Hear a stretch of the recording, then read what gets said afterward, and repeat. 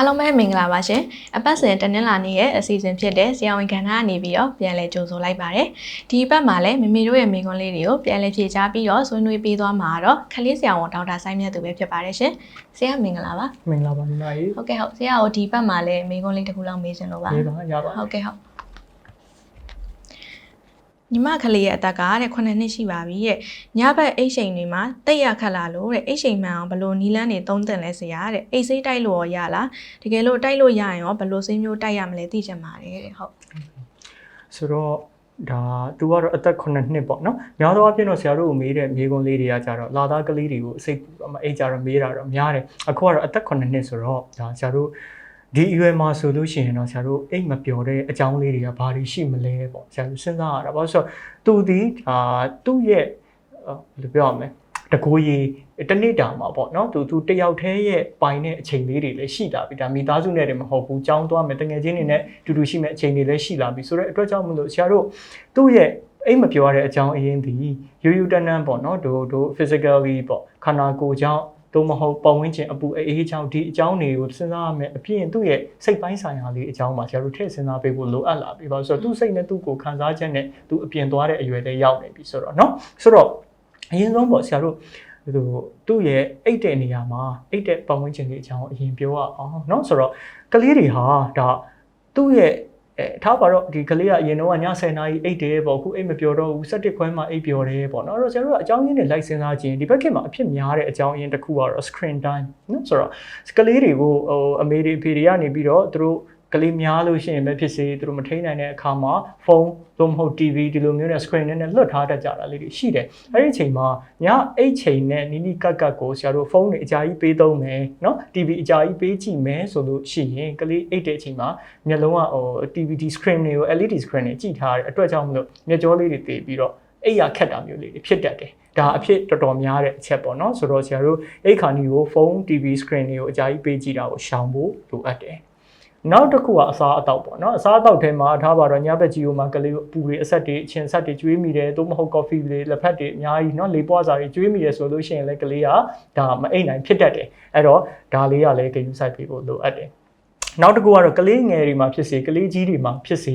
ေသူတို့အိပ်တဲ့နေရာရဲ့အောက်ကထားပါတော့အခင်းကနေပြီးတော့ဘာအကောင်ရှိတယ်လဲအကောင်ကြိုက်သလားเนาะဒီအချိန်မှလည်းမအိပ်နိုင်တာလေးတွေရှိတတ်တယ်ကလေးတွေကတခါလေမပြောတတ်ဘူးအဲ့ဒါ哦เนาะသို့မဟုတ်တချို့တုတ်ထိုးလို့ရှိရင်ညဘက်ကြတော့မှသူတို့ဖင်ဝါကိုတုတ်ကောင်လေးကသွားပြီးတော့ဥတဲ့အခါမှာဖင်ဝါလေးရားတဲ့အခါမှာမအိပ်နိုင်တာမျိုးတွေရှိတယ်เนาะဒါလေးတွေလည်းဆရာတို့ကကြည့်ပေးရတယ်ဟုတ်ပြီနောက်ဘာရှိသေးလဲဆိုရင်ပူလွန်းခြင်းအေးလွန်းခြင်းအလင်းရောင်စူလွန်းခြင်းအတန်စူညံလွန်းခြင်းเนาะပတ်ဝန်းကျင်မှာဒါတွေရှိနေမယ်ဆိုလို့ရှိရင်လည်းကလေးတွေဟာကောင်းကောင်းအိပ်မပြောဘူးဖြစ်တတ်တယ်အဲ့တော့ဆရာတို့ကဘာကြောင့်ဖြစ်နိုင်လဲဆိုတာကိုဒါဆရာတို့ကကလေးတစ်ယောက်နဲ့တစ်ယောက်နဲ့ဖြစ်နိုင်တာချင်းမတူတဲ့အတွက်ကြောင့်မလို့ဘာကြောင့်ဖြစ်နိုင်တယ်ဆိုတာကိုဆရာတို့ပြောပြပေးလို့ရတယ်သို့ပေမဲ့ဒီထဲကဘာဖြစ်နိုင်တယ်ဆိုတာကိုတော့ကိုယ်ကလေးကကိုဘလို့အခြေအနေမျိုးတိတ်တယ်လဲဆိုတာပေါ့မူတည်ပြီးတော့အမေဖေတွေကစဉ်းစားပေးစေချင်တယ်เนาะဆိုတော့ဒါကတော့ဆရာတို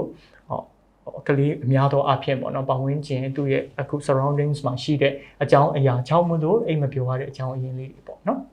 အဲ့တော့နောက်တစ်ခုကဒီအရွယ်ကလေးတွေမှာလည်းသူတို့မှာ ego ပေါ့နော်ကိုယ့်ရဲ့ sensation of self ပေါ့နော်ကိုအတ္တဆိုတာလေးကဝင်လာပြီဆိုတဲ့အခါကျတော့သူတို့တနေ့တာသွားလာတဲ့အခါမှာကျောင်းမှာတော့သူ့ကိုဘေးနာတငယ်ချင်းကအနိုင်ကျင့်မလားအဲ့ဒါဆိုရင်နောက်တနေ့မနေ့ကျောင်းသွားမှာသူကြောက်နေတတ်တယ်တော့ကြောက်ပြီးတော့ဒါကလေးတွေညဘက်ကိုအဲ့လိုမျိုးပေါ့တွေးပြီးတော့မအိပ်တာလေးတွေစိတ်ပူတာလေးတွေရှိတတ်တယ်။နောက်မိသားစုထဲမှာရောအဆင်ပြေရဲ့လားဒါလည်းရှိတယ်။နောက်တစ်ခုအရေးကြီးတာတစ်ခုကကြတော့ဆရာတို့ sibling rivalry လို့ခေါ်တယ်။ဘာလဲဆိုတော့ဆရာတို့မောင်နှမညီမ2ယောက်ရှိတယ်2ယောက်ရှိတဲ့အထက်မှာအငယ်လေးကအကြီးလေးကိုမနာလို့အကြီးလေးကအာလူးကြော်စားတယ်သူ့ကိုကြတော့အာလူးကြော်ငယ်သေးတယ်ဆိုပြီးမကြွေးဘူးပေါ့နော်အာလူးကြော်ကအစားထုတ်ပြည့်နေတော့အကြီးလေးကိုပဲကြွေးတဲ့အခါမှာအငယ်လေးကနေပြီးတော့သူကအကြီးကိုကြွေးတယ်သူ့ကြောင့်မကြွေးဘူးပေါ့နော်စိတ်ကောက်တာပေါ့နော်ပြီးတော့သူစိတ်ထဲမှာဝမ်းနေတာပေါ့နော်အဲ့လိုမျိုးလေးတွေရှိတာလေးတွေရှိတတ်တယ်အခက်မတင်လို့ဖြစ်သွားတတ်တာလေးတွေပေါ့နော်ဆိုတော့အဲ့လိုမျိုးလေးကလေးရဲ့စိတ်ထဲမှာထင်းနေဆိုလို့ရှိရင်လည်းသူစိတ်မကောင်းဖြစ်တဲ့အခါကျတော့တော်တော်နဲ့မအိပ်တတ်ဘူးဒါမျိုးလေးတွေလည်းရှိတယ်အဲ့တော့ဆရာတို့ဒီ problems လေးတွေအကုန်လုံးထည့်စဉ်းစားပေးဖို့လိုအပ်တယ်နော်ဒါ physically အပိုင်းလည်းလိုအပ်တယ်လို့သူ့ရဲ့ mentally အပိုင်းကိုလည်းထည့်ပြီးစဉ်းစားပေးဖို့လိုအပ်တယ်အဲ့တော့ဒါတွေလည်းကိုက correct လုပ်ပြီးသွားပြီကလေးကိုလည်းဒီထက်အိတ်လို့အဆင်ပြေအောင်ဘာတွေလုပ်ပေးစေချင်တယ်လဲဘာတွေလုပ်ပေးလို့ရတယ်လဲဆိုလို့ရှိရင်နံပါတ်1 ကလေးရဲ့အိတ်တဲ့အခန်းဒီကိုစီဖြစ်ဖို့လိုအပ်တယ်ကိုစီဆိုသူတက်တောင့်တက်တာနဲ့နားနေနိုင်တဲ့အိတ်ရာကလေးဖြစ်ဖို့လိုအပ်တယ်ဆိုတော့သူတနေ့တာမိုးလင်းကလေးကအိတ်ရာပေါ်မှာပဲဆော့အိတ်ရာပေါ်မှာပဲနေเนาะဒီအိတ်ရာပေါ်မှာပဲရှိကမှအချိန်ကုန်ရတဲ့ကလေးတယောက်ဒီညအိတ်တဲ့အခါကျတော့လေဒါသူ့ရဲ့အိတ်ရာကိုအိတ်ရာလို့မတတ်မှတ်တတ်တော့ဘူးเนาะဆိုတော့အဲ့လိုမျိုးလေးတွေရှိတတ်တယ်ဆိုတော့အိတ်ရာဒီအိတ်ရာနဲ့တူဖို့အရေးကြီးတယ်သူ့ရဲ့ဒါဘယ်လိုပြောရမလဲဆရာတို့အိတ်တဲ့အခါမှာလည်းပတ်ဝန်းကျင် surrounding ခုနပြောသလိုပေါ့နော်အတန်ဆူညံတာတွေအလင်းဆူသွန်းတာတွေเนาะအဲ့ဒီအချိန်မှာနောက်ဖေးကကြောလို့အနံ့နဲ့ရနေတာတွေဒါမျိုးတွေမရှိဖို့ပေါ့နော်စူးစမ်းပေးဖို့လိုအပ်တယ်ဟုတ်ပြီနောက်တစ်ခုကဆရာတို့ဘာလို့ပေးလို့ရတယ်လဲဆိုလို့ရှိရင်ကလေးကိုပုံပြင်လေးပြောရင်းနဲ့ချော့ပြီးတော့တိတ်ဖို့အိတ်ပေးဖို့เนาะဆိုတော့ဒါဆရာတို့ကလေးတွေဆိုရင်မျက်စိလေးမှိတ်ထားပြီးတော့မေမေပြောတာလေးနားထောင်ဆိုပြီးပုံပြင်လေးပြောပြရင်လည်းအိပ်ပျော်သွားတတ်တယ်เนาะဆိုတော့ဒါလေးတွေလုပ်ပေးလို့ရတယ်နောက်တစ်ခုဘာရှိမလဲဆိုရင်ဆရာတို့ညဘက်ကလေးကိုမအိတ်ခင်နွားနို့လေးတိုက်လို့ရတယ်နွားနို့ပူပူလေးတစ်ခွက်ကိုเนาะကလေးကိုတင့်တော်တဲ့ပမာဏလေးပေါ့เนาะအဲ့လောက်ကလေးတိုက်ပြီးမယ်ဆိုလို့ရှိရင်ညဘက်ကျတော့ဒါနွားနို့ထဲမှာ fat acid လေးလည်းပါတဲ့အခါကျတော့အိတ်တဲ့အခါမှာပို့ပြီးတော့တက်တောင့်တက်တာလေးနဲ့အိပ်ပျော်စေတယ်เนาะဒီဟာလေးတွေလည်းဆရာတို့ကလေးအတွက်ကိုလုပ်ပြီးလို့ရတာပေါ့เนาะဟုတ်အဲ့ဆိုရင်ဒီအသက်9နှစ်ကလေးအမေအပြင်ပေါ့နော်နောက်ထပ်ဒီချစ်မမေတို့အားလုံးအတွက်ညီမမိကုန်းလေးတစ်ခုလောက်ဆရာမေးချင်လို့ပါဟုတ်ဒီကလေးတွေရဲ့အသက်အရွယ်နဲ့ပတ်သက်ပြီးတော့ဒီအိပ်ဆက်ရှင်ရပေါ့နော်အဲ့လိုမျိုးရောရှိလားဆရာဟုတ်ပြီအဲ့တော့ဆရာတို့ကလေးဒါအရွယ်ပေါ်မူတည်ပြီးတော့အိပ်ဆက်ချိန်တွေကလည်းကွာသွားတာပေါ့နော်ဆိုတော့ဆရာတို့မွေးကင်းသားကလေးတွေကပိုအိပ်တယ်လीနော်အိပ်ချိန်လည်းပိုလိုအပ်တယ်ဘာလို့လဲဆိုတော့အိပ်မှာတို့ကြီးထွားတဲ့ဟော်မုန်းလေးကလည်းထွက်တဲ့အတွက်ကြောင့်မလို့ဆရာတို့များအိပ်ဖို့လိုအပ်တာပေါ့เนาะဆိုတော့အဲ့တော့ဆရာတို့မွေးကင်းစားကနေပြီးတော့အသက်3လအရွယ်လောက်အထိကတော့ဒါဆရာတို့အိပ်ချိန်ဒီ16နာရီနဲ့18နာရီကြားထဲမှာရှိတတ်ကြတယ်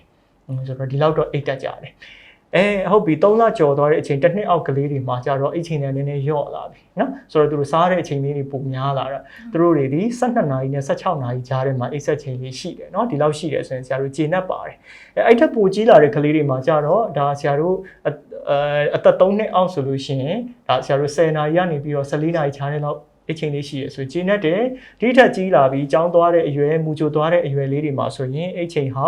9နာရီလောက်အကြမ်းပြင်းရှိတယ်ဆိုလို့ရှိရင်เนาะဒါ9နာရီနဲ့12နာရီကြားတဲ့အိတ်တက်ကြတယ်เนาะ9နာရီလောက်အကြမ်းပြင်းရှိတယ်ဆိုလို့ရှိရင်ဒါဆရာတို့လုံလောက်တယ်လို့ခေါ်ပါတယ်အဲ့တော့တချို့ကအရန်စိတ်ပူတယ်စိတ်ပူပြီးတော့ကလေးကမအိတ်လို့ပေါ့နော်အိတ်ချိန်နဲလို့ပေါ့နော်သူတို့ကနေကင်းဘက်တိတ်မအိတ်လို့ဆိုပြီးပြောကြတယ်ဒါမဲ့တကယ်တမ်းကလေးကတကယ်တမ်းတနေ့ထားတွက်ကြည့်လိုက်တော့ကောင်းကောင်းအိတ်တာလေးရှိတယ်เนาะဆိုတော့အဲ့လိုတနေ့ကုန်အိတ်ချိန်လေးနဲ့ပြန်ပြီးတော့တွက်ရတယ်เนาะဟုတ်ကဲ့ဟုတ်ဆရာဒီမေကုန်းလေးတွေကိုတေချာလေးဖြည့်ပေးရတဲ့အတွက်ဆရာကိုရှင်းမေမေတို့အားလုံးကိုစားကျေးဇူးတင်ကြောင်းပြောချင်ပါတယ်ဟုတ်ပြီဆရာလည်းအခုမေကုန်းပေးပေးတယ်ကလေးမေမေကိုတော့ဒါညီမလေးတို့ချစ်မေမေ application ကိုတော့ဖြည့်ချခွင့်ရတဲ့အတွက်ကျေးဇူးအများကြီးတင်ပါတယ်เนาะဟုတ်ကဲ့ဒါဆိုမိခင်နဲ့ကလေးကျမ်းမာရေးနဲ့ပတ်သက်တဲ့မေကုန်းလေးတွေကိုအပတ်စဉ်တနင်္လာနေ့တိုင်းမှာပြန်လည်ဖြည့်ချပေးသွားမှာမလို့ဒီဗီဒီယိုလေးရဲ့အောက်ကမေကုန်းမေးမြည်ဆိုတဲ့နေရာလေးမှာမေကုန်းလေးတွေပို့ထားလို့ရပြီเนาะ